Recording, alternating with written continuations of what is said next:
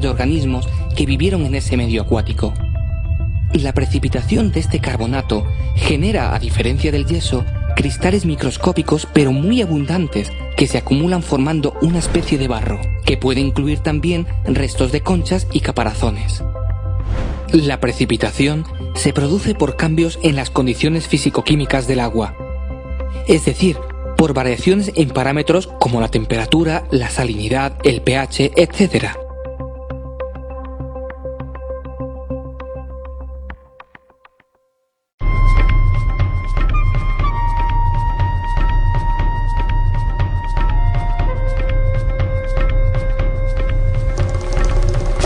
Nos encontramos en la costa de Alicante, donde afloran diversos tipos de rocas sedimentarias detríticas.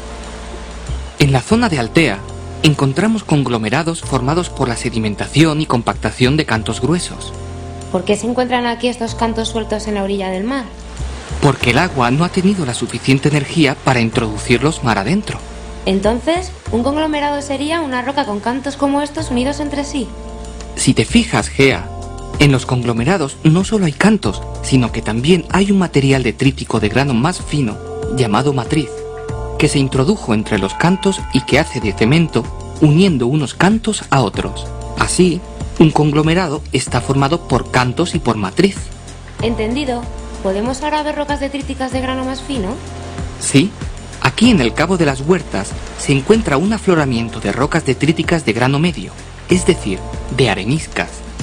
Es cierto, en esta roca se ven los cantos, pero son mucho más pequeños que los conglomerados. Además, están muy pegados unos a otros. Sí, Gea, aunque ahora no hablaremos de cantos, sino de granos. Estos granos se unen unos a otros durante los procesos de consolidación que ha sufrido la roca. El agua pasa a través de los poros que quedan entre los granos, formando minerales que van cementando unos granos con otros y así se forma la arenisca. El color de esta roca me recuerda al de la arena de la playa. Sí, es similar porque la mayoría de los granos, como en muchas playas, son de cuarzo, feldespato y calcita, todos ellos con colores claros. Volvemos ahora a Altea, donde vamos a ver el aspecto que tienen las rocas detríticas de grano más fino, es decir, las lutitas. Por mucho que me acerco, no veo los minerales que forman esta roca. Claro, no puedes verlos porque son minerales de la arcilla que tienen un tamaño tan pequeño que no puede verse salvo con microscopios muy potentes. Es verdad, me recuerda un poco a la arcilla de moldear que usamos en el colegio.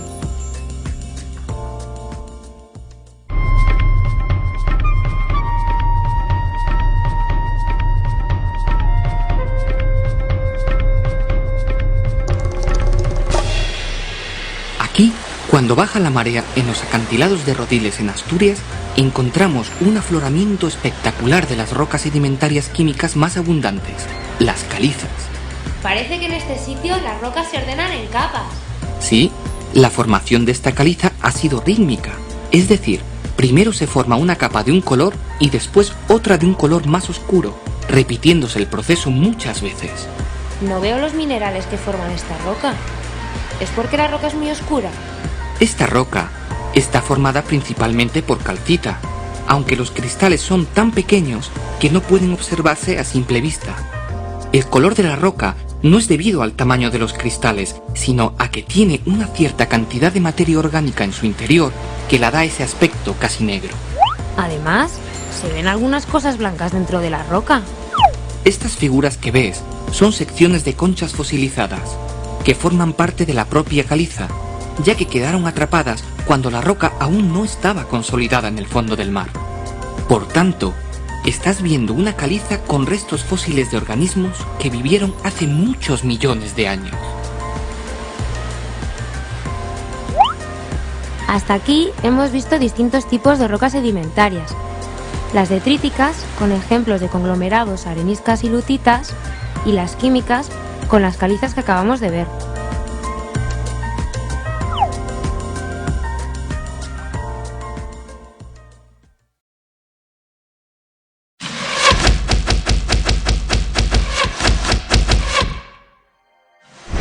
¿Las rocas metamórficas se forman igual que las sedimentarias?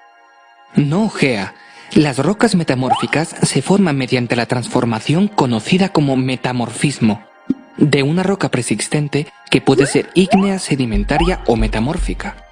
El metamorfismo conduce hacia importantes cambios de la roca original, tanto mineralógicos como texturales, derivados de la variación de la presión y la temperatura.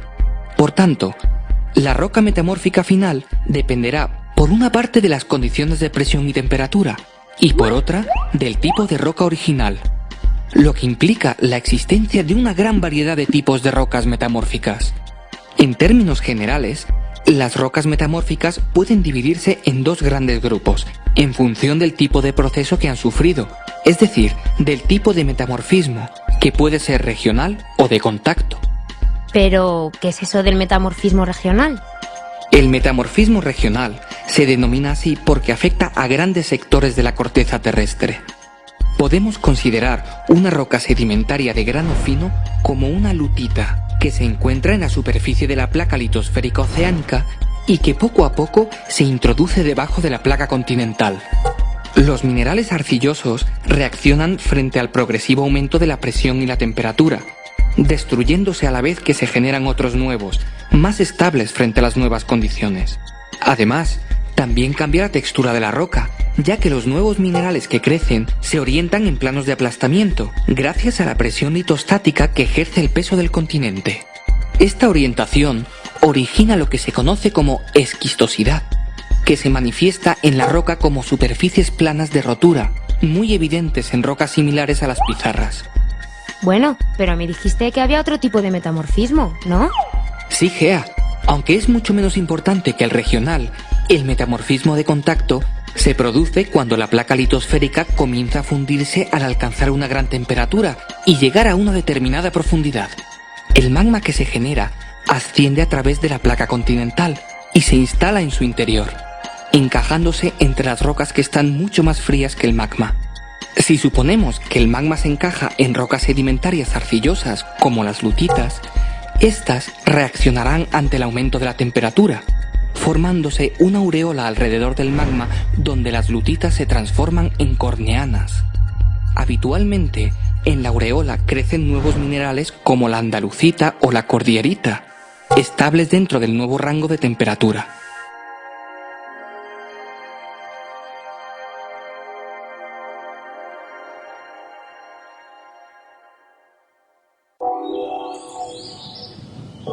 Las rocas metamórficas regionales son muy abundantes y variadas en la zona norte de la Comunidad de Madrid. Nos encontramos cerca de los márgenes del embalse del Altazar, y aquí podemos ver las principales características de las pizarras. ¿Y por qué sabemos que son pizarras? Lo sabemos por su color oscuro y porque la roca se rompe siempre según planos paralelos. ¡Ah! Voy a comprobarlo. Pues es cierto, y además he visto trozos de rocas muy parecidas a estas cubriendo los tejados de algunas casas. Sí, estos son los planos de la esquistosidad, que permiten partir la roca en lajas finas siguiendo esta orientación. Además, nos indica la dirección del aplastamiento que sufrieron los sedimentos arcillosos cuando les afectó el metamorfismo. ¿Todas las rocas formadas por metamorfismo regional son pizarras? No, Gea. Hay otras rocas diferentes. Estas del puerto de la Iruela, algo más al norte de Madrid, se llaman esquistos. Son más brillantes que las pizarras, aunque se parten de forma parecida. Son más brillantes porque en estas rocas se pueden observar los granos minerales que las componen, sobre todo las micas. Y eso no podíamos verlo en las pizarras, porque estas tienen un tamaño de grano mucho más fino que los esquistos. Esta roca se ha calentado y se ha comprimido más que las pizarras. En los esquistos podemos ver aún mejor los planos de la esquistosidad y estimar así la dirección del aplastamiento. Entonces, ¿todas las rocas metamórficas regionales tienen estos planos también marcados? No en todas.